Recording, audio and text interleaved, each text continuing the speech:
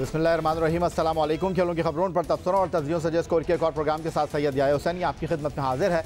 मुल्क में सियासी हलचल अपने उरूज पर है। अपोजिशन की जानिब से पाकिस्तान के मौजूदा कायम मुकाम वज़ीर आज़म इमरान खान के खिलाफ अदम एतमाद कौमी असम्बली में पेश की गई, लेकिन डिप्टी स्पीकर की जानिब से अदम एतमाद की तहरीक को मुस्तरद करने और वज़ीर आज़म इमरान खान की असम्बली तहलील करने के बाद मामला सुप्रीम कोर्ट तक जा पहुँचे हैं। मुल्क में किसी भी नई हुकूमत का पाकिस्तान क्रिकेट बोर्ड की तब्दीली में हमेशा अहम किरदार रहा है। माजी जब भी इंतखाबात के जरिए हुकूमत तब्दील हुई, उसका सीधा असर पाकिस्तान क्रिकेट बोर्ड के सरबराह की कुर्सी पर भी पड़ा। अगस्त 2018 में तहरीक इंसाफ के सरबराह की हैसियत से इमरान खान ने पाकिस्तान के 22वें वज़ीर आज़म के ओहदे का हलफ उठाया तो उस वक्त PCB के चेयरमैन नजम अजीज सेठी थे, लेकिन इमरान खान का वज़ारत उज़्मा का मनसब संभालते ही नजम अजीज सेठी ने अपने ओहदे से इस्तीफ़ा दे दिया और इमरान खान ने एक ट्वीट के जरिए ICC के साबिक़ सदर एहसान मानी को उनका जानशीन मुकर्रर कर दिया।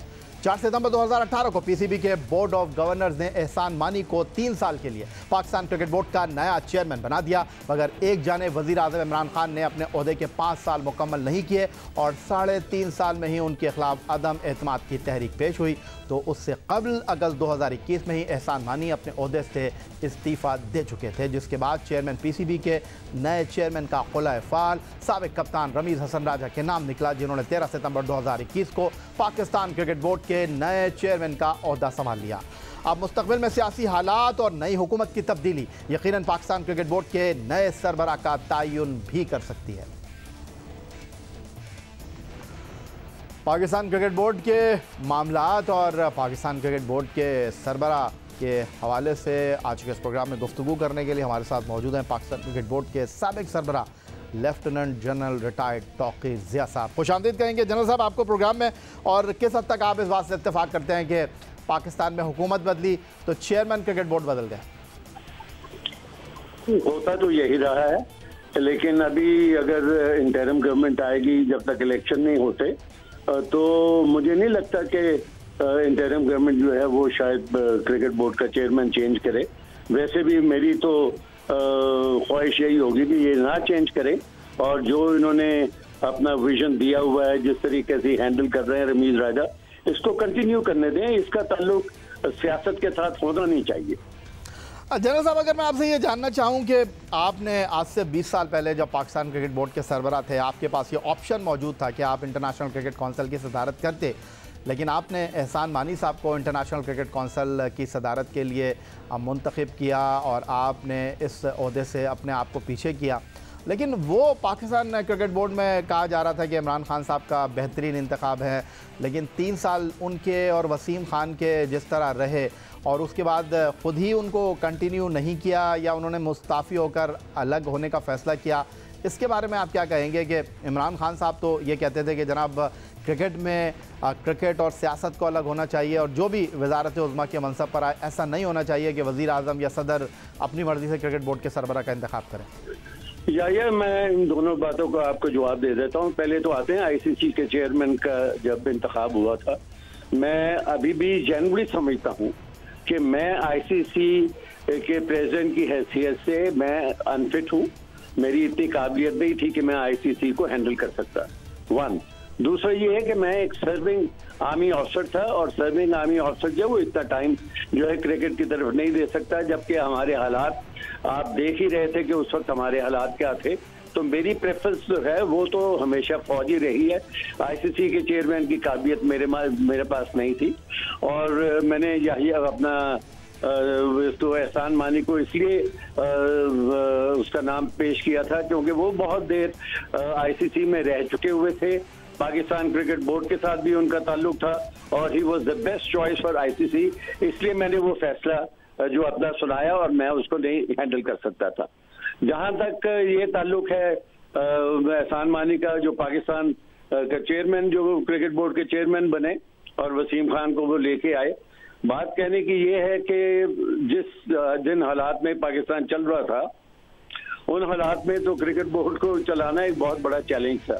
बहरहाल बहुत सारे ऐसे इकदाम हैं जो कि मैं समझता हूं कि एहसान मानी ने लिए, जिसकी वजह से आज आपकी क्रिकेट जो है बाहर की क्रिकेट भी पाकिस्तान में वापस आई, PSL भी अच्छा हुआ, सब कुछ हुआ। लेकिन मेरा ज़ाती ख्याल ये है कि जब इमरान खान ने उसका ख्याल तो ठीक है कि सियासत से दूर रहना चाहिए, हालांकि एडमिनिस्ट्रेटिव पोस्ट है चेयरमैन क्रिकेट बोर्ड की, उसका क्रिकेटर के साथ तो शायद इतना ताल्लुक ना हो, लेकिन उनके ख्याल में उनकी जो हर चीज जो है वो उनके ऊपर आ रही थी, क्योंकि क्रिकेटर नहीं था और उनके ऊपर तनकीद हो रही थी कि जी इन्होंने कहा कि 6 टीमें बना दो, ये कर दो, वो कर दो। तो वो अपने ऊपर से वो एक बोझ हटाने के लिए मेरे ख्याल उन्होंने एक क्रिकेटर का इंतखाब किया, और मेरा ज़ाती ख्याल है कि बहुत अच्छा इंतखाब था।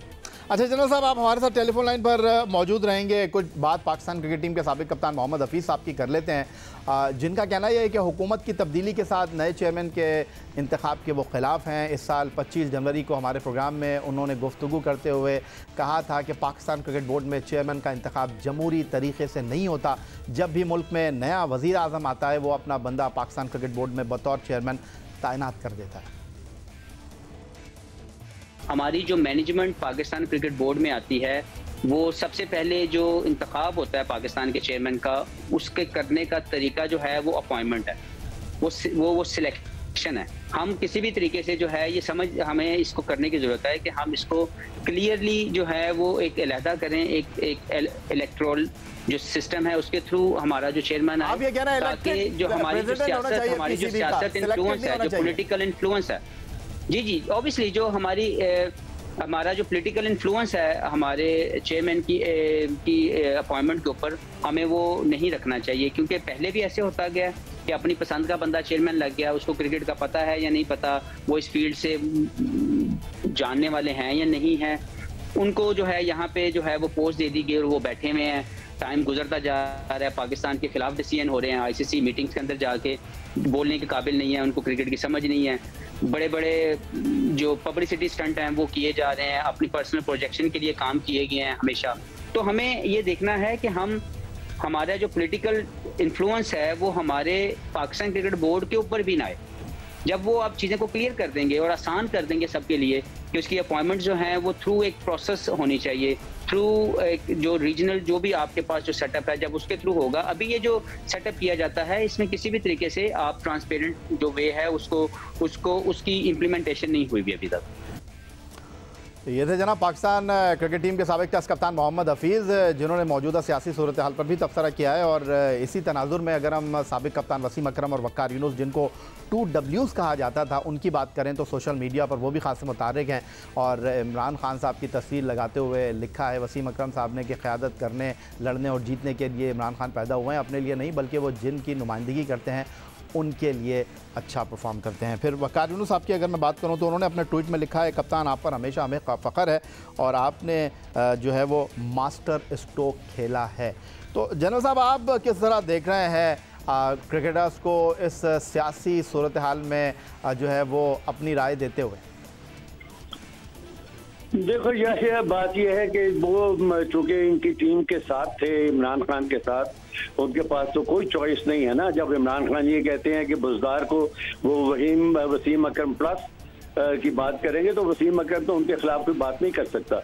बहरहाल क्रिकेट के मामले में सही बात है, मतलब इमरान खान को ज्यादा पता है। अब मैं वसीम अकरम या वकार यूनुस या रमीज राजा या इमरान खान, जावेद मियादाद के बारे में कोई बात करूं from the cricketing point of view, तो मैं तो उस काबिल नहीं हूं कि मैं उनके खिलाफ बात कर सकूं।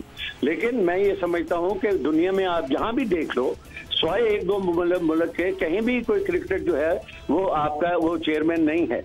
हाँ, अलबत्ता उनका जो तरीका जो ये हफीज ने बताया है, ये आपको अगर शुरू से ही आपने ये सिस्टम को फॉलो किया होता तो शायद आज मैच्योर भी हो जाता।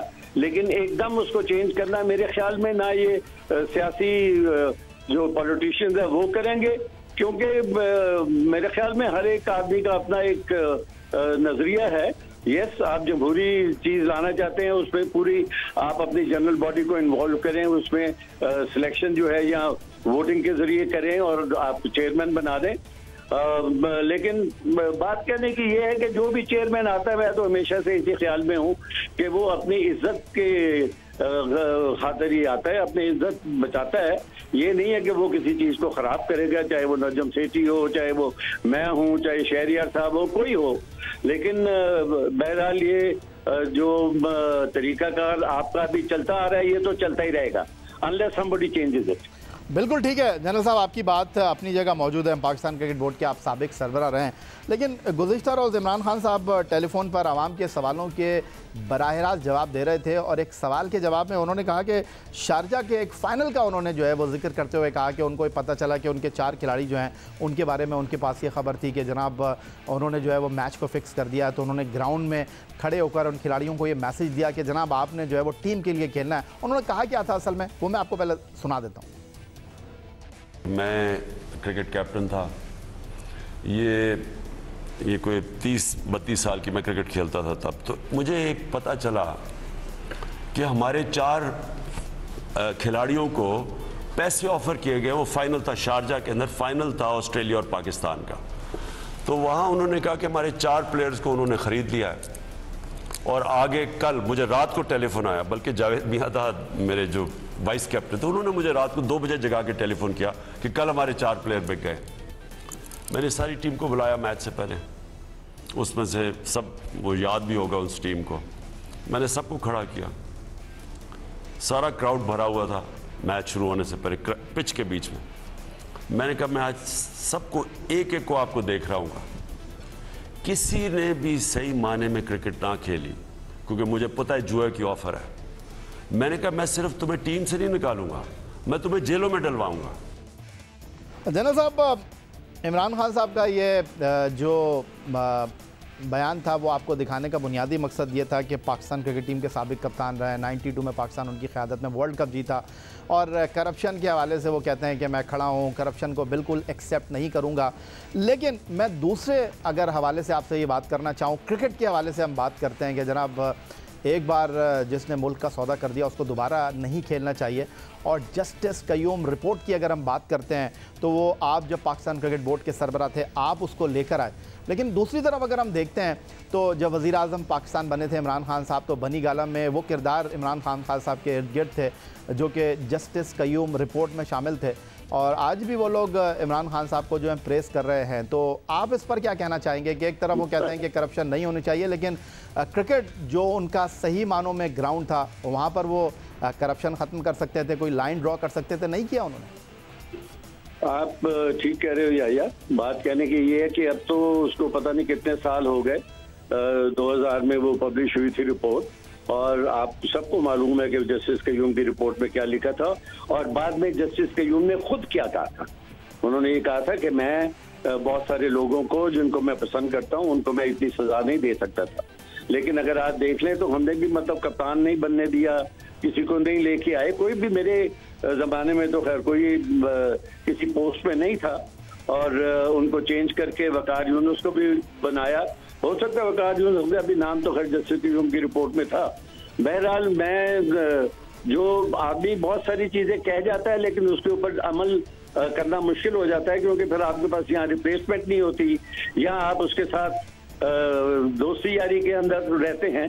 तो मैं तो एग्री करता हूँ कि करप्शन में जो इन्वॉल्व हो उसको तो आपको बिल्कुल साथ रखना नहीं चाहिए, लेकिन बदकिस्मती से बहुत सारे लोग पाकिस्तान में शामिल हैं। तो मैं जनरल साहब यही आपसे जानना चाह रहा हूँ कि जब इमरान खान साहब करप्शन की बात करते हैं, वो इस बयानिए को लेकर चलते हैं, तो हम कराची से खैबर तक बात करते हैं।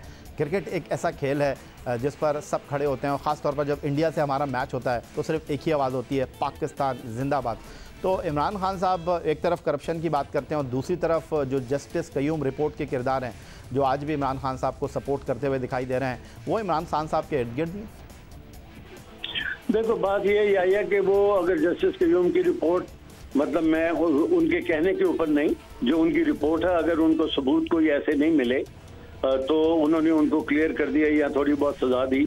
बहरहाल वो इमरान खान के अपनी स्वादीद है कि आप उनको किस नजरिए से देखते हैं। मैं तो ये वाकई समझता हूँ कि जिसने एक दफा मुल्क को भेज दिया उसको तो वापस पाकिस्तान क्रिकेट में नहीं आना चाहिए, और जो उनके साथ खड़े हुए हैं इसके जवाब जो है वो जो साथ खड़े हैं वो दे सकते हैं, या जिन्होंने कहा था कि करप्शन नहीं करनी चाहिए वो दे सकते हैं। मैं तो उसको आप जवाब उसका इतने सालों के बाद तो नहीं दे सकता। बैनुल-अक़वामी क्रिकेट काउंसिल की वनडे बैट्समैनों की दर्जाबंदी में पाकिस्तान के कप्तान बाबर आजम का पहला नंबर है। बाबर आजम के साथ इब्तिदाई 10 बैट्समैनों की दर्जाबंदी में शामिल दूसरे पाकिस्तानी इमामुल हक हैं। कदाफी स्टेडियम लाहौर में हाल ही में ऑस्ट्रेलिया के खिलाफ पाकिस्तान की 2-1 से वनडे सीरीज में जीत में कप्तान बाबर आजम और ओपनिंग बैट्समैन इमामुल हक ने मरकजी किरदार अदा किया था। इमामुल हक ने 293 गेंदों पर 2 सेंचुरियों के साथ 3 एक रोज़ा मैचों की सीरीज़ में सबसे ज़्यादा 298 रन स्कोर किए। कप्तान बाबर आजम ने 270 गेंदों पर 3 एक रोज़ा मैचों में 2 सेंचुरियों के साथ 276 रन बनाए। ऑस्ट्रेलिया के वनडे कप्तान एरन फिंच ने वनडे सीरीज के बाद पाकिस्तान क्रिकेट टीम के कप्तान बाबर आजम की दिल खोलकर तारीफ की। 35 साला फिंच, जो बिग बैश में मेलबर्न रेनिगेट की नुमाइंदगी करते हैं, उन्होंने बाबर आजम को अपनी फ्रेंचाइज की जानिब से खेलने की ऑफर दी। जब बाबर आजम ने हाँ में जवाब दिया तो एरन फिंच बोले, मैं तो मजाक कर रहा था। ऑस्ट्रेलियन कप्तान ने कहा कि बिग बैश में दुनिया भर से बेहतरीन खिलाड़ी खेलते हैं। अगर बाबर आजम जो बेहतरीन सलाहियतों के हामिल खिलाड़ी हैं, अगर वो दस्तयाब हों तो बिग बैश की कोई भी फ्रेंचाइज उन्हें स्क्वाड का हिस्सा बनाने में देर नहीं लगाएगी। पाकिस्तान क्रिकेट टीम के साबिक टेस्ट कप्तान यूनुस खान ने ट्विटर पर अपने पैगाम में लिखा है कि मेरी इंतहाई ख्वाहिश यही है कि अफगानिस्तान क्रिकेट के लिए काम करूं। उन्होंने लिखा कि 2011 से जब वो खेल रहे थे उनकी बात चल रही थी। अलबत्ता ये बेहतरीन मौका है कि UAE में अफगान टीम के साथ काम करूं और उनके नौजवान खिलाड़ियों को करीब से देखूं। दूसरी जानिब पाकिस्तान के test fast bowler Umar Gul ने भी अफगानिस्तान टीम के बॉलिंग कंसल्टेंट बनने की खबर दी है। इत्तलात हैं कि अबू धाबी में अफगानिस्तान टीम का अप्रैल के पहले हफ्ते में कैंप लग रहा है। इस कैंप में यूनुस खान बैटिंग कोच और उमर गुल बॉलिंग कंसल्टेंट की हैसियत से 3 हफ्ते के लिए खिदमत अंजाम देंगे। अब कुछ बात कर लेते हैं पाकिस्तान क्रिकेट बोर्ड के NOC की, जो 7 क्रिकेटर्स को जारी किया गया है और ये क्रिकेटर्स इंग्लिश काउंटी सीज़न 2022 में एक्शन में होंगे और अप्रैल के पहले वीक में ये खिलाड़ी इंग्लैंड रवाना होंगे। कौन कौन से ये खिलाड़ी हैं और कितने अरसे के लिए इनको ये NOC पाकिस्तान क्रिकेट बोर्ड की जानिब से जारी किया गया है, इस हवाले से गुफ्तगू करने के लिए टेलीफोन लाइन पर लाहौर से हमारे साथ मौजूद हैं जियो न्यूज़ के नुमाइंदा ख़ास सोहेल इमरान साहब। खुशामदीद कहेंगे सोहेल आपको। कौन कौन से ये क्रिकेटर हैं सोहेल और कौन कौन सी काउंटी के साथ उनका मुआहिदा हुआ है? जी ये बिल्कुल, इस दफ़ा पाकिस्तान क्रिकेट टीम तो वहाँ पे एक्शन में दिखाई नहीं देगी, लेकिन इस दफ़ा पाकिस्तान के खासी तादाद में प्लेयर्स जो हैं वो इंग्लिश काउंटी में और उनकी जो 100 है विटेलिटी ब्लास्ट जो उनकी होती है उसमें एक्शन में दिखाई देंगे, क्योंकि आगे पाकिस्तान टीम की कोई मसरूफियत इस तरह की नहीं है। खासा गैप है, जून में जाके वेस्ट इंडीज़ की टीम नहीं आना है और उसके बाद जाके जुलाई अगस्त में पाकिस्तान की एक्टिविटीज शुरू की, इसलिए अभी मौका है और खिलाड़ियों के पास टेस्ट स्क्वाड के जो खिलाड़ी हैं वो भी और जो वाइट बॉल स्क्वाड के खिलाड़ी हैं वो एक्शन में दिखाई दें। इस सिलसिले में 3 प्लेयर्स जो हैं वो पहले ही जा चुके हैं, बाकी प्लेयर्स जल्द इंग्लैंड पहुंचेंगे, जिनमें मोहम्मद अब्बास है, फास्ट बॉलर नसीम शाह है, उनकी वीडियोस भी आपने कल देखी होगी जो उनकी काउंटी ने जारी की। इसके साथ साथ अजहर अली, ये तमाम तीनों खिलाड़ी वहाँ पर पहुंच चुके हैं। पाकिस्तान क्रिकेट बोर्ड ने इन लोगों को नो ऑब्जेक्शन सर्टिफिकेट जारी किया है इस शर्त के साथ कि जब भी उनको टीम को नेशनल ड्यूटी के लिए जरूरत होगी तो वो वापस आएंगे। इसी तरह शाहिन शाह अफरीदी हैं, हसन अली हैं, जफर गौहर हैं, ये भी क्लस्टर शहर की नुमाइंदगी करेंगे। नसीम शाह भी क्लस्टर शहर की तरफ से खेलेंगे। ये इसके साथ साथ जो 100 का है उस पर भी जो ड्राफ्ट होने जा रहा है कल, उस पर भी एक बहुत तवील लिस्ट है जिसमें पाकिस्तानी खिलाड़ी जो हैं वो ड्राफ्ट का हिस्सा बने हुए हैं। इनमें बाबर आजम, जिनका मैं खास तौर पर जिक्र करना चाहूँगा कि वो 1,25,000 पाउंड की जो एक कैटेगरी है, प्रीमियर कैटेगरी है, जो सबसे पहले नंबर की कैटेगरी है, उसके लिए उसकी फहरिस्त में शामिल हैं। तो ये काउंटी क्रिकेट के जो 7 खिलाड़ी जिनका मैंने अभी तज़किरा किया है, इनके अलावा जिनमें 7 क्रिकेट में मोहम्मद रिजवान भी जो खासा अच्छा साल रहा था, उनका पिछला सीजन का बड़ा अच्छा रहा था, वो भी काउंटी क्रिकेट के लिए होंगे वहाँ पर मौजूद। 100 के लिए हम देखना चाहेंगे कि ये कितने खिलाड़ी हैं जो वाइट बॉल के लिए चुने जाते हैं। उनमें शादाब भी हैं, अमाद भी हैं, बाबर आजम का जैसे मैंने जिक्र किया वो भी हैं। तो खासे तादाद होगी दर्जन के लगभग, क्योंकि शायद इससे भी ज़्यादा हो कि जो एक्शन में इस दफ़ा इंग्लैंड में अपनी सलाहियतों के जोहर दिखाते दिखाई देंगे।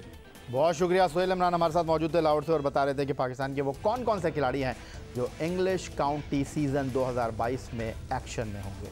पाकिस्तान हॉकी फेडरेशन हमेशा ही से माली वसाइल का सवाल उठाती रही है। टीम वर्ल्ड कप में हार जाए, ओलंपिक्स के लिए क्वालिफाई न कर सके, खिलाड़ियों की माली मुश्किलात पर बात हो, सेंट्रल कॉन्ट्रैक्ट के पैसे ना अदा किए जाने की बात हो, फेडरेशन के पास हर बात का एक ही जवाब टेबल पर रखा होता है जो फेडरेशन के आला ओहदेदार मीडिया में जाकर बयान कर देते हैं, हमारे पास पैसे नहीं हैं। हुकूमत की जानिब से फंड नहीं मिल रहे। पाकिस्तान हॉकी फेडरेशन के मसाइल कब हल होंगे, खिलाड़ियों को कब माली तौर पर अच्छी खबरें मिलेंगी, इस सवाल का जवाब मांगते मांगते कई खिलाड़ी साबिक खिलाड़ी बन गए। अब हॉकी फेडरेशन के बाद लगता है पाकिस्तान हॉकी को दोबारा से जिंदा करने का एक ही फॉर्मूला है, और वो है पाकिस्तान सुपर लीग की तर्ज पर हॉकी सुपर लीग का आइडिया। अलबत्ता इस बारे में अब तक सिर्फ बातें ही हो रही हैं। फेडरेशन के अहदेदारों के अखराजात कैसे पूरे हो रहे हैं, गैर मुल्की कोचों को पैसे किस खजाने से दिए जा रहे हैं, इस सवाल के जवाब में हॉकी फेडरेशन चुप साध लेती है। इस सारी सूरत हाल में पाकिस्तान हॉकी टीम आलमी सतह पर अपनी बका की जंग लड़ रही है। बैनुल-अक़वामी हॉकी फेडरेशन की आलमी दर्जाबंदी में पाकिस्तान बेहतरीन 15 टीमों में शामिल नहीं। आलमी दर्जाबंदी में ऑस्ट्रेलिया पहले, बेल्जियम दूसरे और हॉलैंड तीसरे नंबर पर है। मलेशिया, आइलैंड और जनूबी अफ्रीका की टीमें भी आलमी दर्जाबंदी में पाकिस्तान से आगे हैं। बैनुल-अक़वामी हॉकी फेडरेशन की आलमी दर्जाबंदी में पाकिस्तान का 17वां नंबर है। अब इत्तलात हैं कि पाकिस्तान हॉकी फेडरेशन कौमी हॉकी टीम को यूरोप के दौरे पर भेजने की मनसूबाबंदी कर रही है। 22 अप्रैल से 6 मई तक यूरोप के दौरे की शुरुआत कौमी हॉकी टीम हॉलैंड के खिलाफ सीरीज से करेगी, जिसके बाद कौमी hockey team France, Belgium, Germany और स्पेन में भी मैच खेलने की मनसूबाबंदी कर रही है। इत्तलात के मुताबिक इन दौरों के लिए हॉकी फेडरेशन ने वीज़ों के लिए बाकायदा दरख्वास्तें जमा करवा दी हैं। अलबत्ता दौरा यूरोप के माली अखराजात फेडरेशन कैसे पूरे करेगी, ये एक अहम सवाल है। कहा जा रहा है कि कौमी हॉकी टीम के यूरोप के दौरों का मकसद इस साल इंडोनेशिया में होने वाले एशिया कप की तैयारी है। इंडोनेशिया 23 मई से 1 जून तक एशिया कप हॉकी टूर्नामेंट की मेज़बानी करेगा। एशिया कप 2023 वर्ल्ड कप का क्वालिफाइंग राउंड भी होगा। पाकिस्तान हॉकी टीम के दौरा यूरोप और अखराजात पर गुफ्तगू करने के लिए इस्लामाबाद से टेलीफोन लाइन पर हमारे साथ मौजूद हैं दी न्यूज़ इंटरनेशनल के स्पोर्ट्स कॉरेस्पॉन्डेंट अब्दुल मोई शाह साहब। खुशामदीद कहेंगे शाह साहब आपको। शाह साहब, किस तरह देख रहे हैं पाकिस्तान हॉकी फेडरेशन की इस मनसूबाबंदी को आप? एक तरफ हॉकी फेडरेशन का कहना यह है कि ख़जाना खाली है, तो करोड़ों रुपए के अखराजात कैसे पूरे होंगे यूरोप के दौरे के? देखें याया, ये तो कोई मेरा ख्याल है ढकी छुपी बात नहीं है कि पाकिस्तान हॉकी के लिए जो सबसे बड़ा मसला रहा है पिछले 6 साल में, वो इंटरनेशनल एक्सपोजर का रहा है। टीम को कोई इंटरनेशनल मैचेस मिले, बहुत कम मिले या मिले ही नहीं। जब तक आप अपने टॉप 30-35 प्लेयर्स को इंटरनेशनल एक्सपोजर नहीं देंगे, इंटरनेशनल मैचेस नहीं देंगे, against the best of lot नहीं खिलाएंगे, तो आपकी गेम कभी भी इम्प्रूव नहीं होगी, आपके प्लेयर्स में कॉन्फिडेंस लेवल हाई नहीं होगा और आपका प्लेयर बनेगा नहीं उस तरीके से जिस तरीके से आपको इंटरनेशनल मैचेस खेलने होते हैं। याद रखिएगा कि जब आप बड़े बड़े टूर्नामेंट्स में जाते हैं, वर्ल्ड कप क्वालिफाइंग राउंड में जाते हैं, जो आजकल पाकिस्तान सिर्फ वर्ल्ड कप क्वालिफाइंग राउंड ही खेल सकता है, ओलंपिक क्वालिफाइंग राउंड ही खेल सकता है, तो उसमें भी आपको बड़ी से बड़ी मजबूत टीमों का अगेंस्ट खेलना पड़ता है। अगर आपके पास अगर एक्सपोजर नहीं है तो वो मेरा ख्याल है, और लड़के जो हैं वो इतना अपना बेस्ट दे नहीं सकते। यही बात हमने हालिया चैंपियंस ट्रॉफी में देखी, जो बांग्लादेश हुआ कि पाकिस्तान के लड़कों के पास गेम की कमी नहीं थी, स्टिक वर्क था, सब कुछ था, लेकिन वो जब क्रंच टाइम आता था तो वो बैकफुट पे चले जाते थे और वो अपनी जो बेस्ट परफॉर्मेंस है with in the striking circle वो नहीं दे सक रहे थे। इसलिए मेरा ख्याल है जरूरत थी इस बात की कि आप अपनी टीम को इंटरनेशनल एक्सपोजर दें, और ये इसलिए भी ज्यादा जरूरी हो गया था कि आपको अगले महीने से एशिया कप खेलने हैं। और आपको जिस तरह पता है या कि एशिया कप में जो सेमीफाइनलिस्ट हैं वो क्वालिफाई कर जाएंगी वर्ल्ड कप के लिए, जो अगले साल इंडिया में होना है। अगर पाकिस्तान को सेमीफाइनल में पहुंचना है, अगर पाकिस्तान को जापान या इंडिया को हराना है, क्योंकि जापान और इंडिया पाकिस्तान के ग्रुप में होंगे, ये दोनों मजबूत टीमें हैं, इनमें से एक को तो लाजमी आपने हराना है अगर आपने क्वालिफाई करना है सेमीफाइनल के लिए। बिल्कुल बचा फरमाया मोई शाह साहब आपने, लेकिन जो मेरा सवाल है वो यही है कि पाकिस्तान हॉकी फेडरेशन एक तरफ बात कर रही है कि हुकूमत से उसको ग्रांट नहीं मिल रही, पाकिस्तान हॉकी फेडरेशन बात कर रही है कि जनाब खर्चे पूरे नहीं हो रहे, सेंट्रल कॉन्ट्रैक्ट के मामलात खटाई में पड़ते हुए दिखाई दे रहे हैं, तो ये यूरोप के दौरे पर जो करोड़ों रुपए के अखराजात आएंगे अब वो कैसे पूरे होंगे? जी, ये मैं आपको बताता चलूं कि देखें पिछले 3 साल से जब से फमीदा मिर्जा रही हैं, मिनिस्ट्री ऑफ आईपीसी की हेड रही हैं, जिस तरह वो मिनिस्टर रही हैं, उन्होंने कोई ऐसे ज्यादा, एक दफा 20 लाख रुपया दिया, शायद दूसरी दफा फिर 20 लाख रुपया दिया, कोई अराउंड 40 लाख के करीब पाकिस्तान हॉकी फेडरेशन को दिया, जो कि बहुत ही कम है और नाकाफी है। इवन मेरा ख्याल है डोमेस्टिक इवेंट कराने के लिए इतने पैसे नहीं चाहिए होते, इससे ज्यादा चाहिए होते हैं। तो वो सेंटर से तो फेडरल गवर्नमेंट से तो कुछ नहीं मिला, कोई शक नहीं, लेकिन जो सिंध गवर्नमेंट है वो ईयरली सालाना इनका एक कॉन्ट्रैक्ट साइन हुआ है पाकिस्तान हॉकी फेडरेशन से, और अराउंड 100 मिलियन या 10 करोड़ रुपया जो सिंध गवर्नमेंट है ये पाकिस्तान हॉकी फेडरेशन को देती है। इसके अलावा पाकिस्तान हॉकी फेडरेशन को आर्मी ने भी एक ग्रांट दी है, 2 दफा ग्रांट दी है, और आर्मी ने under the instruction of chief of army staff काफी हॉकी को हेल्प की है, क्योंकि उनका स्पेशल एक लगाव है हॉकी के लिए। वो चाहते हैं कि पाकिस्तान की हॉकी डेवलप हो, इम्प्रूव हो, और पाकिस्तान बेस्ट जो टीम्स में जिस तरह पहले खेलता था उसी तरह पाकिस्तान हॉकी का नाम रोशन हो, और पाकिस्तान हॉकी सेमीफाइनल और फाइनल खेलते नजर आए मेगा इवेंट के लिए। तो वो कोशिश जरूर है वहां से, लेकिन बात वही है कि जब तक आपको इंटरनेशनल एक्सपोजर नहीं मिलेगा, ये इतने पैसे या हो जाते हैं, मेरा ख्याल है 10 करोड़ और 10 करोड़ यहाँ से अगर मिल जाता है या 4-5 करोड़ इस साइड से मिल जाता है आर्मी से, तो इतने पैसे जरूर हो जाते हैं कि आप कम से कम एक अच्छा ट्रिप कर लो, एक अच्छा टूर कर लो। और जिस तरह ये इन्होंने प्लान किया है यूरोप का टूर, जिसमें हालैंड से स्टार्ट होगा, बेल्जियम के खिलाफ होगा, जर्मनी के खिलाफ मैच होगा, फ्रांस और स्पेन के खिलाफ मैचेज होंगे, तो मेरा ख्याल है अच्छा एक्सपोजर है और ये होना भी चाहिए। जब तक आप अपने प्लेयर्स को इंटरनेशनल एक्सपोजर नहीं देंगे, आपका प्लेयर बनता नहीं है। आज हम देख रहे हैं कि जो इंटरनेशनल फुटबॉल की टीम है, जिस तरह आप कोई यूरोपियन उठा के इवन हॉकी के प्लेयर आप देख लें, वो उनको कम से कम 2-3 महीने में 10 से 15 मैचेस लाजमी मिलते हैं। और हमारी बदकिस्मती साहब ये हुई कि हमने प्रो लीग का जो फर्स्ट सीजन था उसमें हमने एंट्री करके हमने पुल आउट कर लिया।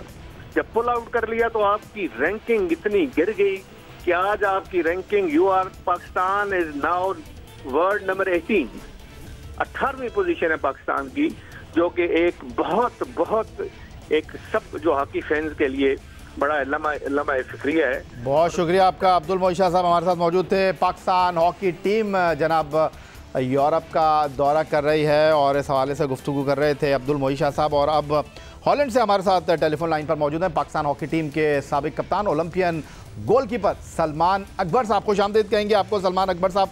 एक्मैन पाकिस्तान हॉकी टीम के कोच बने हैं और पाकिस्तान हॉकी टीम जो है वो एशिया कप से पहले, जिसको वर्ल्ड कप 2023 का क्वालिफाइंग राउंड कहा जा रहा है, यूरोप आ रही है और फ्रांस के साथ, बेल्जियम के साथ, हॉलैंड के साथ, जर्मनी के साथ मुकाबलों में हिस्सा लेगी। आप इसको किस तरह देख रहे हैं? जी भाई, मेरे ख्याल में बड़ी देर बाद ऐसा कोई टूर अरेंज हुआ है और ये एक बड़ा पॉजिटिव साइन है। और वर्ल्ड कप क्वालिफायर है एशिया कप, और अपने से ऊपर वाली रैंक की टीम के साथ जब पाकिस्तान की टीम खेलेगी और नए कोच के साथ, वो एक बड़ा अच्छा एक्सपीरियंस। और मैं ये एक्सपेक्ट भी करता हूँ कि हम जो टीम भी देखेंगे इस दफा पाकिस्तान की, उसमें काफी नए चेहरे हमें नजर आएंगे, यंगस्टर्स नजर आएंगे। क्योंकि अब नजर भी यही आ रहा है, मैंने सीखफीद आइकमान के साथ काम भी किया हुआ है, तो उसका भी फोकस यही नजर आ रहा है कि वो लॉन्ग टर्म टीम बनाने की तरफ जा रहा है। ऐसे टूर्स जो हैं और अपनी यूरोपियन टीमों के साथ खेलने से इसमें कोई डाउट नहीं है कि टीम को एक अच्छा एक्सपीरियंस मिलेगा। उसमें रिजल्ट्स मैटर नहीं करते, result all matters in Asia cup, जहां से हमने क्वालिफाई करना है, तो उसकी एक प्रिपरेशन की। सलमान अकबर साहब, आपने बिल्कुल बजा फरमाया कि पाकिस्तान हॉकी टीम जब तक एक ऐसी हॉकी नहीं खेलेगी जहां पर मुकाबलों की फ़िज़ा होगी, हम कैसे अपनी टीम को बिल्ड कर सकेंगे।